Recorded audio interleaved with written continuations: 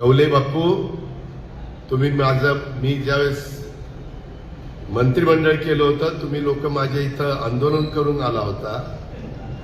आज तिथं ढोल वाजवा ना.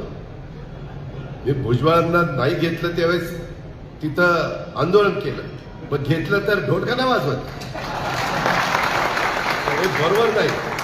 अरे हा अजित पवार कधी जातीवाद करत नाही. एक मायचा नाला त्या 35 वर्षात अजित पवारजी कुठं जातीवाद केला? एक उदाहरण सांगा. एवढं सगळ्यांना बरोबर घेऊन जातोय, मार्ग काढतोय, त्याच्यात वेगवेगळ्यांना संधी देतोय.